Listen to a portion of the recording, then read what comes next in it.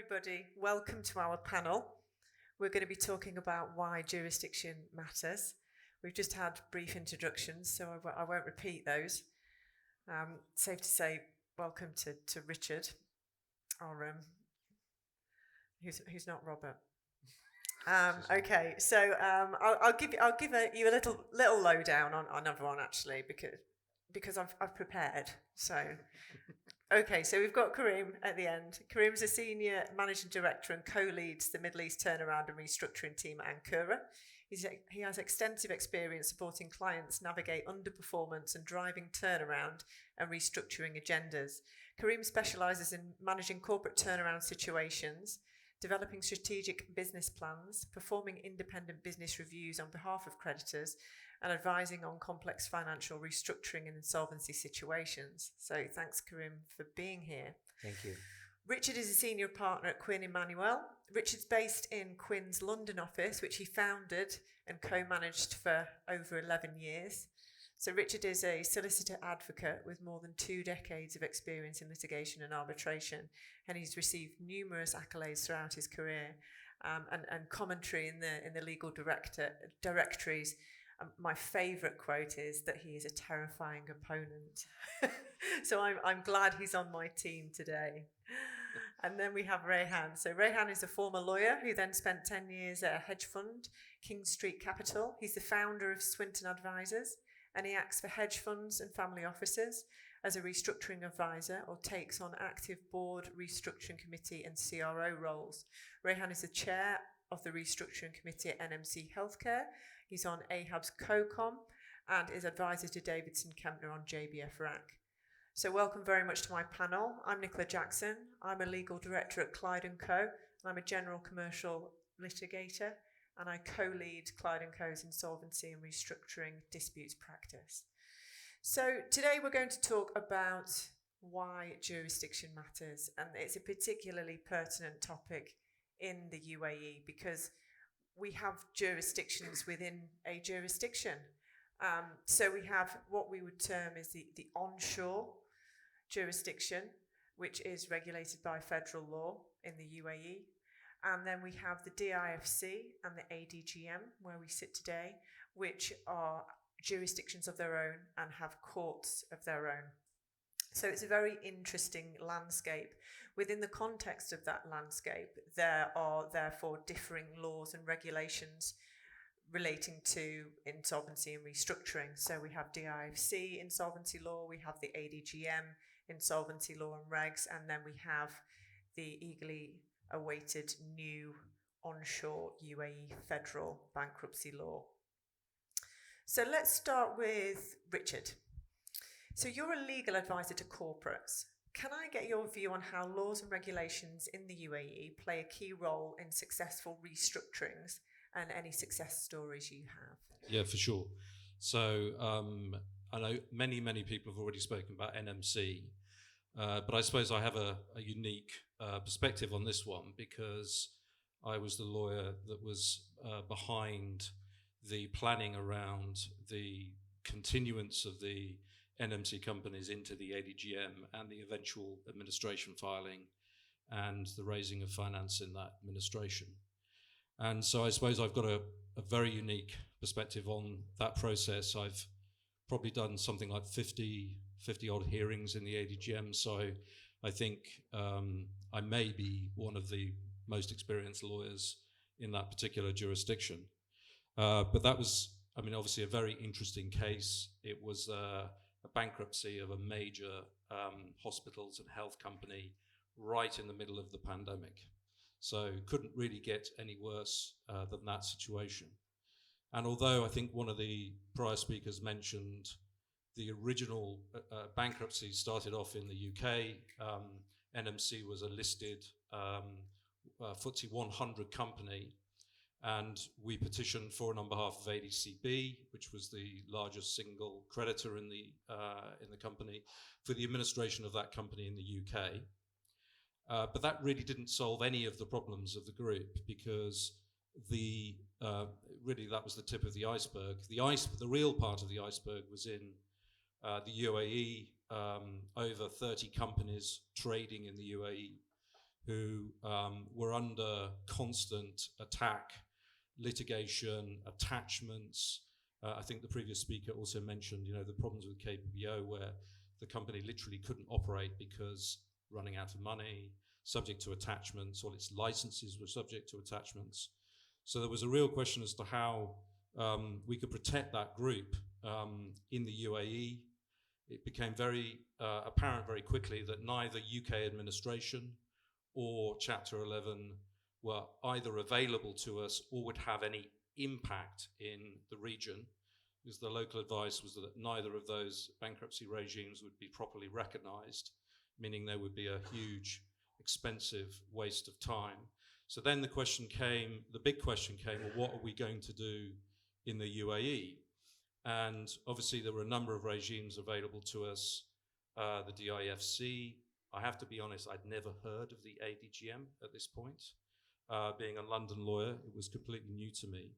And of course there was the onshore regimes. But unless we could move the companies from the onshore market into the ADGM, for example, the DIFC, those regimes weren't available for us.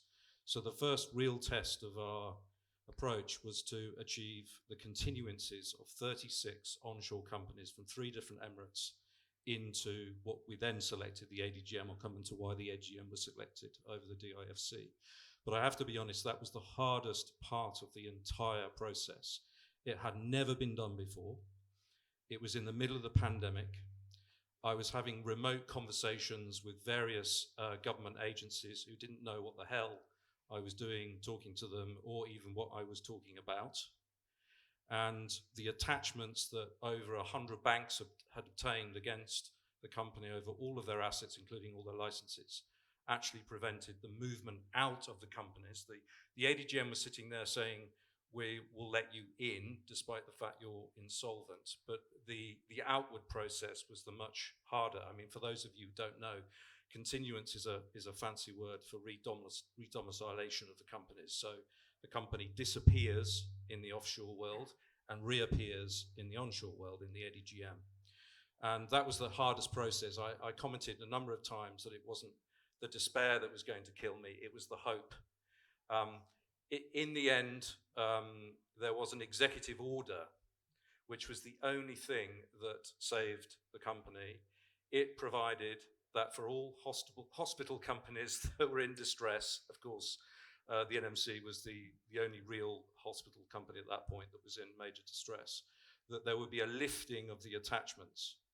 So all the attachments were suspended or stayed, and this allowed the companies to release their licenses, their health licenses, their DED licenses, and to move into the ADGM. So that was the hardest process. It took from June to September to achieve that. So that was obviously a very unusual situation.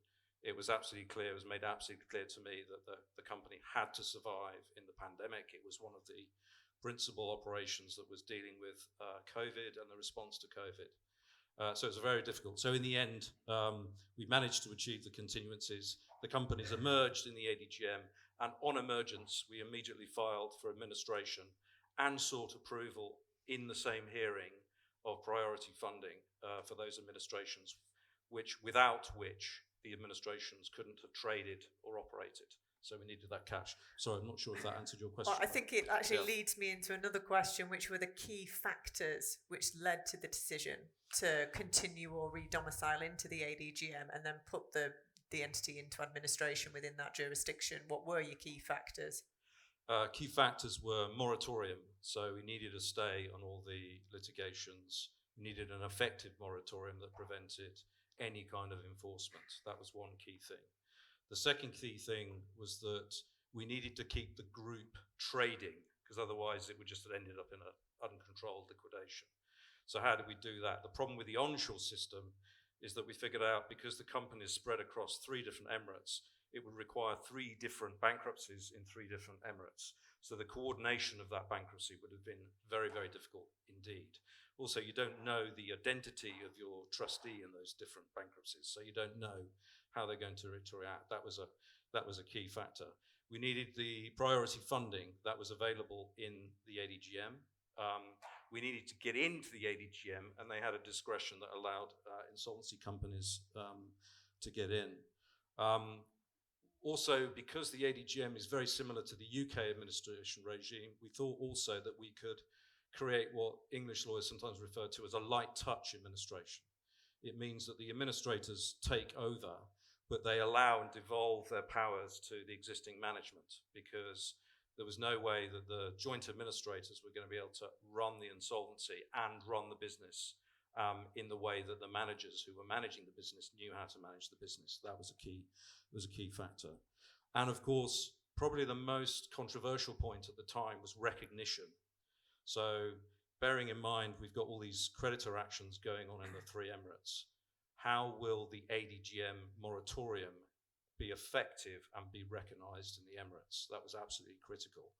And in theory, I stress that, in theory, the local lawyers were telling us that the ADGM order and the moratorium would be recognised in Abu Dhabi and thereon from Abu Dhabi in Dubai into Sharjah.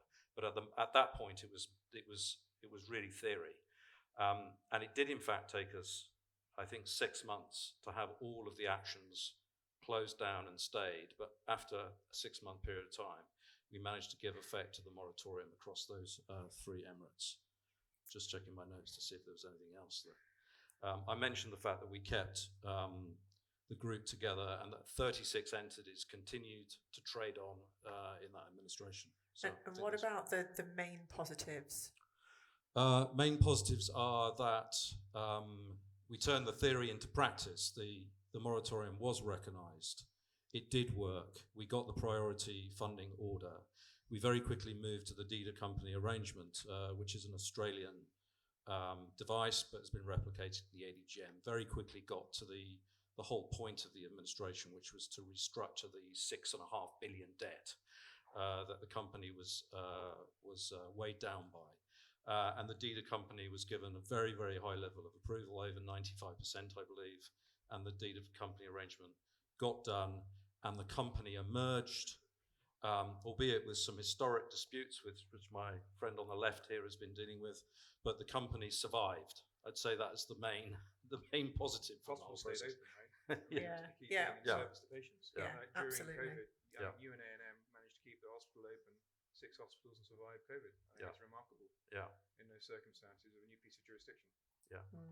And talking about the recognition, actually, because it's one close to my heart as well, because I act for a creditor, and the recognition of the administration order between the ADGM and the DIFC courts was, I mean, it would have been seamless. We actually looked at it and said, look, the other side asked us to consent, and we were like, yeah, it's going to go through, so let's save some time and cost and consent ultimately, and then the dockers were implemented. Yeah, so some weird things from recognition. So from moving from ADGM to DIFC, you would have thought that would have been a simple process, but in fact the DIFC, which is incorporated the rules on kind of international recognition of insolvency, we couldn't get ADGM to fit within that because it was treated as a domestic insolvency.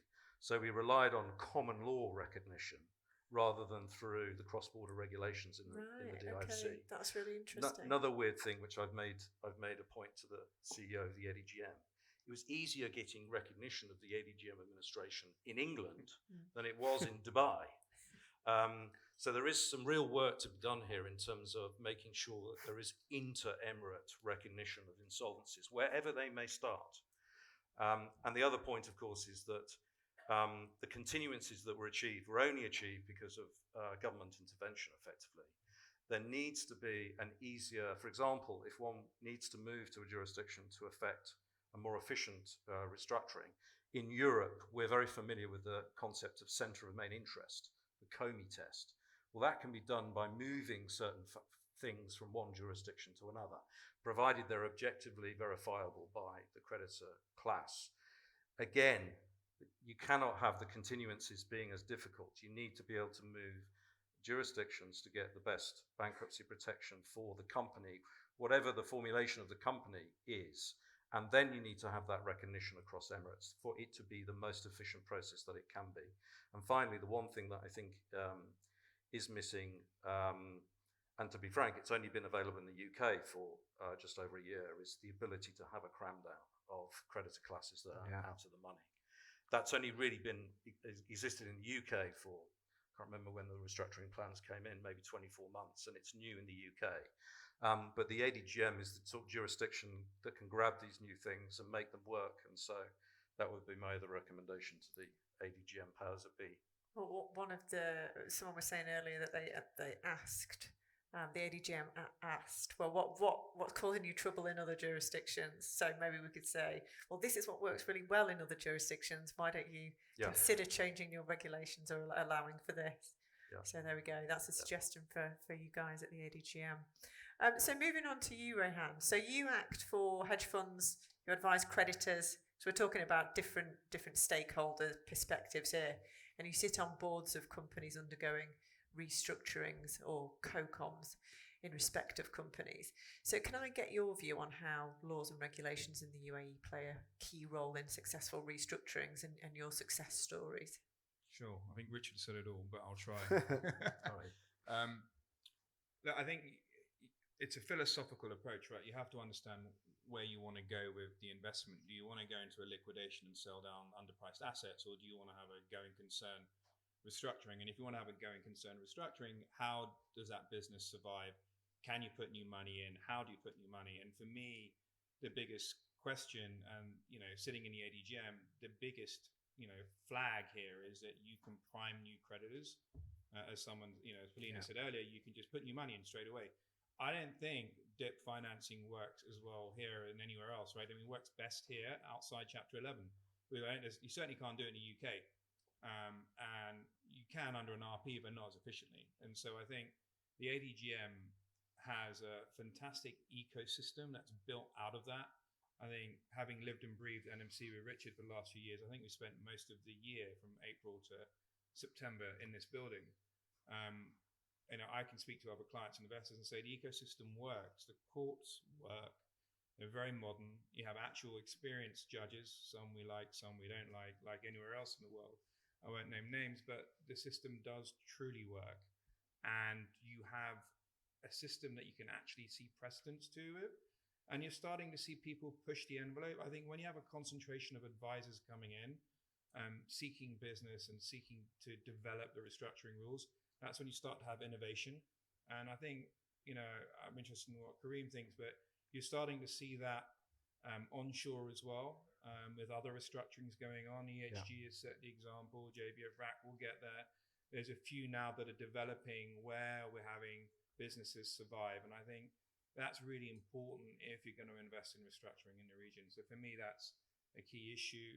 Compare and contrast that maybe, with Saudi, and we'll talk about that later. I mean, Saudi has a fantastic, system. AHAB is testament to that. But can you really put in new money without getting a consensual deal? My view is you can't, but you probably need people to push the envelope a little bit more, and test the system. And I think that's when things develop. And we were discussing it earlier, right? I think the law itself does have provision that allows for priority funding and so on, but the devil is in the details. So it does need someone to actually push the envelope and understand those vague clauses within the law. How can you actually use them to get the trustee approval and the court approval? More difficult if you need the existing lender's approval, but all prominent questions, It's about blazing that trail, I guess. Yeah.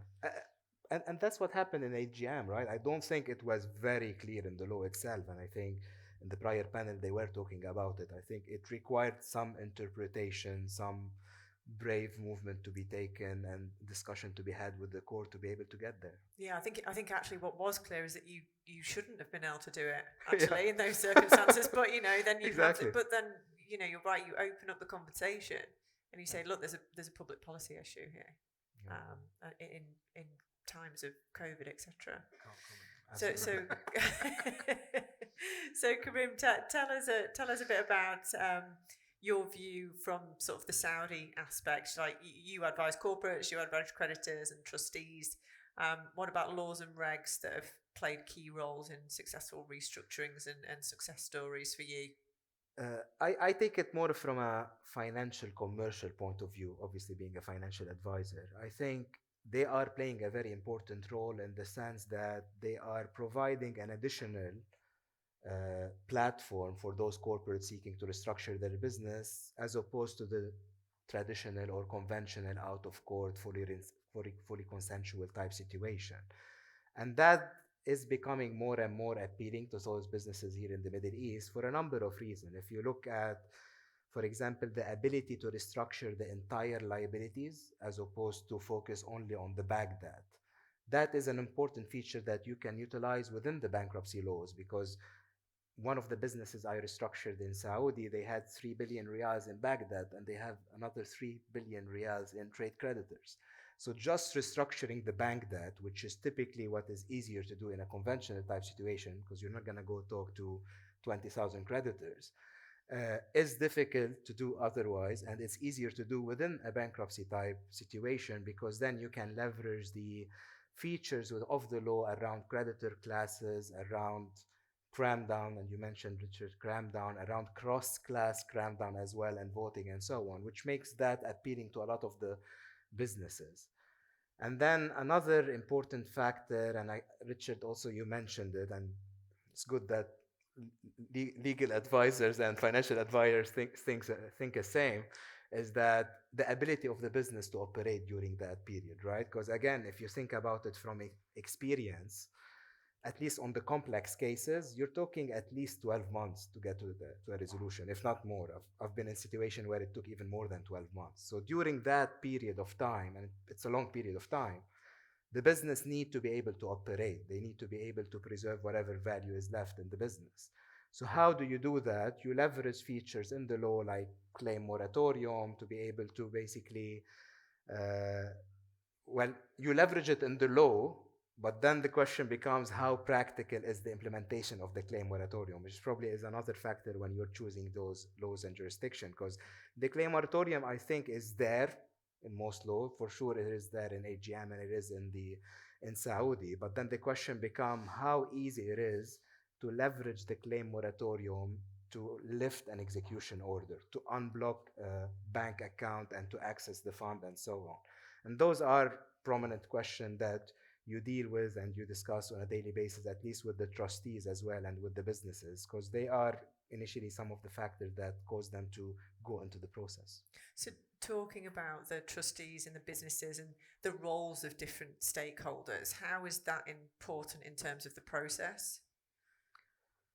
It's teamwork, right? So always about teamwork, although doesn't feel like they are on the same team in some instances, but obviously very important. And if you think about it, take each stakeholder aside. Creditors, us advisor, we say in an insolvency type situation, they are the real commercial owner of the business, right? So I think there will be a lot of expectation on the creditors in such situation to come to the table with an open mindset and with the willingness to really be transparent around what they are willing to accept and what they are not willing to accept and everything in between, and be able to negotiate everything in between. Now obviously that also relies on their comfort and their confidence in the management team and the shareholder and the other side's willingness to also sit on the table with the willingness to find a solution. And this is where you get to the other stakeholders. So take the shareholders as well. The shareholders, yes, fine, they are no longer the commercial owner of the business, but there are, and depending on the situation, we're talking if we're not talking about fraud and stuff like that, there will be expectation from the shareholders to still show some commitment to the business, to still show some willingness to share the pain, to put something on the table and not expect the creditors to just take the hit and roll over basically. And then you move to the management teams as well. So the management team also have a big role to play, and I guess this is where Raihan as well, with what he has to offer in a lot of instances around coming as creditor advisor to add some sort of credibility to the process as a chief restructuring, and that's also what we do in Ankara as well. Because if you don't trust that the management team is able to not just do the restructuring, because when we talk about restructuring, the restructuring itself, it's complex, but I think it's also easy. Because ultimately, when you look at most of the restructuring that are taking place, they are being sold as it's better than a liquidation. And most often they are better than a liquidation. But unless they then move from a restructuring, which is the balance sheet restructuring, to a turnaround situation where you are actually putting some initiative, you move into implementation, you're trying to change how things used to operate in order to find a path forward, then unfortunately you're going to end up in liquidation anyway, even after a successful balance sheet restructuring. So each stakeholder do have a role to play. And what about successes and challenges that you've seen? Again, I've seen a lot of success. I've advised in the last 4 years probably 12 or 15 bankruptcy transactions. 75% probably have reached success from a balance sheet perspective, and this is why I was referring to. Like, they have been able to get through a process, creditors have approved it, court has ratified it, great. But very rarely do you then see that business actually continuing on the path of an actual turnaround, installing the right governance in place, putting a CRO in place, getting an actual change in business. And I think probably for me, the lessons learned in that is you need to move from just paper restructuring to implementation. And 100% you need financing. And this is why the IP financing and all the funds that are now opening in the Middle East. And we've had on the first panel, obviously, talk around the opportunity in the Middle East versus the opportunity in Europe and so on. But definitely there is a need for new money in the Middle East to help that move from balance sheet restructure to actual turnaround. How does that money come in? How do you push the envelope, as we said, to try to use the law to get a priority and so on? Definitely prominent question, but there is a need for it. It's a philosophical thing, though, right? It's a concept that's come from Chapter 11. Do you punish the company and put it into liquidation, or do you give it a second chance with its management? Because sometimes it's things a company don't do wrong. It's the markets, it's macro, it's other reasons that cause a company to fail, but there's a massively good underlying business that works. And so is there a format that allows that business to emerge, and do you give it a second chance in an entrepreneurial spirit? And that's why the legislation and jurisdiction is key to that. Will it function? Especially the DIP, because the challenge I'm seeing is most of these companies, when they get to that stage, they've already used all of these assets. They don't really have any asset to spare, right? And you talk to the funds and you tell them, are you willing to put money in? Sure, secured lending. What's my security, right? So if the law doesn't allow you to give them priority over the secured asset or the secured creditor as well, it becomes very difficult. Yeah. So circling back round to a point that we were talking about earlier, and the difficulties in terms of recognition within a single jurisdiction, let's say. I guess that was probably the main downside that you saw in NMC, right? Yeah, it's what it was. Yeah, it was the. I'd say after the continuances, it was the second major issue we had in taking. So in the UK, I mean, for anyone from the UK, you get an administration order. It's a 3-page order. It says the company or the companies are hereby in administration. Full stop. That's it. Take that order. It has effect. Here, we decided that because most people didn't even understand what an administration was, we laid out the powers of the administrators and the consequences of the administration in a schedule to the order. So the order, instead of being 3 pages, was 33 pages. I can't remember the precise number. And then obviously we had that translated. And then our local lawyers, GA, spent a lot of time educating the judges in Abu Dhabi, in Dubai, Sharjah, as to what this meant and what it was. And I think because the executive order, which had a time period attached to it, so we knew that we had to get the administration order and have it recognised before the effect of the executive order expired. I think because the executive order had been granted, it was easier to explain that this order was effectively a follow-on from that and was aiming to prevent, the collapse of the business. So, but as I say, it took 6 months, I think, for all of the litigations and proceedings that had been commenced, and there were over 100 across the 3 different emirates, to have them all stayed. As Rehan will know, the next challenge, bigger challenge, is to have the courts recognise the effect of the deed of company arrangement, because the effect of that is the claims are extinguished. So it's one thing to get recognition of a stay, it's an entirely different thing to have it recognised, well, actually, this proceeding needs to be extinguished because the underlying liability no longer exists. And that is still ongoing. Yeah. But we've had some big fights in this building with some big institutions, and the rule of law has worked in the ADGM. Yeah. And it actually has worked in Dubai. The DOCA got recognised against a couple of institutions we went up against. Yeah. And I think it's Alan Howard that even used that as an example this morning, in his talk as to why he's in the ADGM, because the rule of law works. Yeah. But, it's taken us a lot longer. I don't think that's the ADGM's fault. It's the fact that the ADGM is so far ahead of the local courts. You speak to a trustee here, it's very different to speaking to a trustee in Dubai, where, you've got to explain a subpart versus an assignment, and you're going to vote on the plan for a proxy. It's just a different language. And that takes time. Yeah, right. Of course, yeah.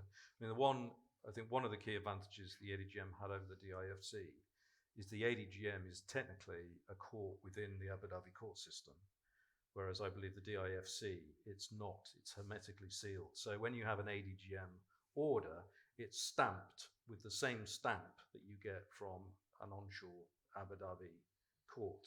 So it has that ability to at least be recognised within Abu Dhabi.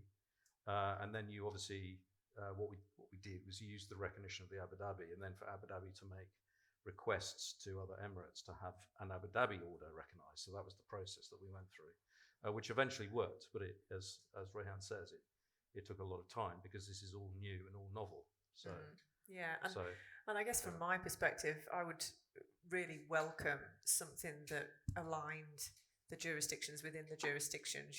We've got the DIFC, the ADGM, Saudi, Bahrain, all adopted the UNCITRAL model law on cross-border. I mean, interesting point about the fact that you had to go through common law and not the UNCITRAL between ADGM and DIFC. So even that recognition between two offshore jurisdictions, which have both recognised cross-border, regulations, we couldn't use it from ADGM to DIFC. But you've also got the civil versus, you've got the Anglo-Saxon method, philosophy of law versus Napoleonic code and Islamic school. It's a complete headbutt, right? So you're trying to explain one way of thinking to one system to another court where they think a completely different concept, right? So, but it's going to work. It just takes time. But again, I think Kareem said it's the devil's in the detail, isn't it? If you spend a bit of time actually putting something together that brings it together and works across the board, like the European, the EIR recast. I think Latin America is quite good for collaborating in terms of bankruptcy and restructuring solvency situations. So I think with a bit of time and effort and actually thought about how it can all be put together as a jigsaw puzzle, I honestly don't think that it's impossible. I think that it would really assist in. But also it's not just the law itself, right? It's the supporting regulation, and the regulation being the other courts, so commercial court versus execution court, and also the other regulations. So for example, the central bank regulation and how they are treating the claim moratorium, and whether they are accepting that and letting the banks know that they should respect these things. So it's not just the law itself, and the law is getting there, but it's also developing the infrastructure and the supporting regulation that comes with the law, so then you can have a proper working ecosystem. I think that's an inherent problem, isn't it, of what you would probably say, I mean, international insolvency, or does that actually exist? Because of the laws that sit beneath insolvency laws, and even jurisdictions that have adopted model laws, etc. You've still got to do that deeper dive, right? And it's at that point then sometimes you see problems. So any more comments from the panel about jurisdiction, downsides, upsides? No, I suppose there's just one last example, which I thought was the most interesting, that brought the tensions between the ADGM and the offshore courts into very stark contrast, was that we had one creditor who had obtained an attachment in the Dubai courts because they had a Dubai facility, and they had got to a certain point in their legal process when we filed for administration. They continued that legal process in the face of the administration and ultimately the deed of company arrangement. And on the basis, their position was, look, we lent money to a Dubai company. It was an LLC pursuant to a Dubai facility. And we've started this process and we have attachments. This is, you need to pay us. And continued with this campaign of obtaining attachments. And we were desperately trying to give effect to the moratorium to shut this down. We did eventually shut it down, but then when the large part of the companies came out of administration, the campaign started again. And despite the deed of company arrangement, which had extinguished that debt. So we went to the ADGM court for what English lawyers refer to as an anti-suit injunction. So on the back of, or an anti-enforcement injunction, on the back of the deed of company arrangement, because they'd submitted a claim in the administration. So as a matter of English law, that provided that they'd submitted to the court for those purposes. And this one for me was where the continuances and the administrations were really at tension with the local courts.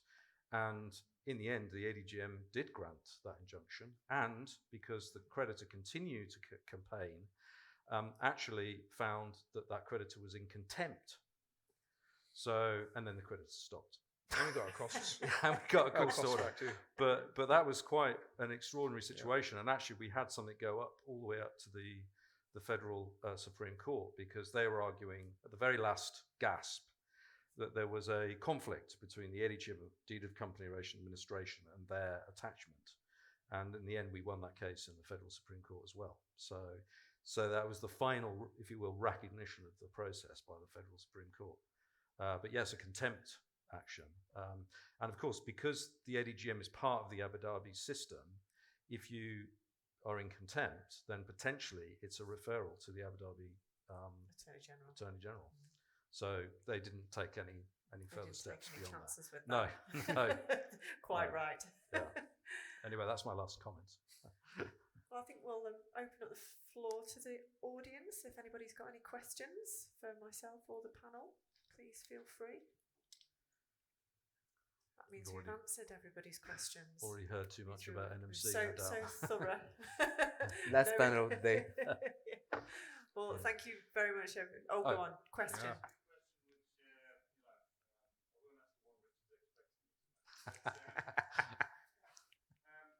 Given the actions that took place onshore and those difficulties, do you think that obviously NMC was systemically important over all the rest of it, and there was a lot of support in the continuances. Do you feel that what are the chances of getting continuances in the same in similar circumstances aside from the pandemic? Yeah.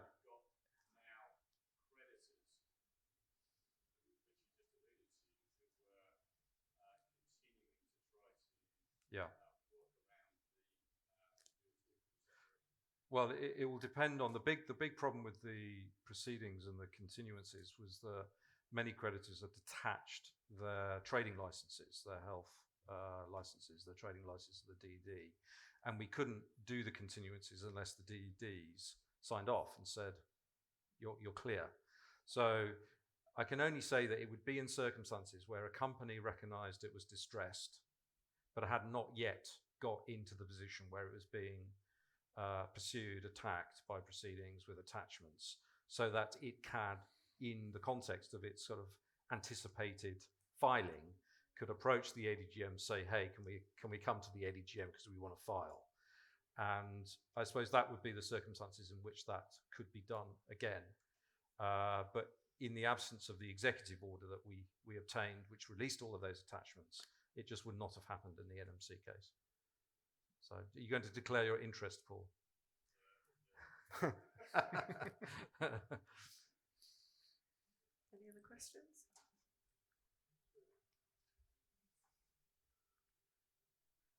In the UAE, in a contract, can you assign or determine the law and the jurisdiction?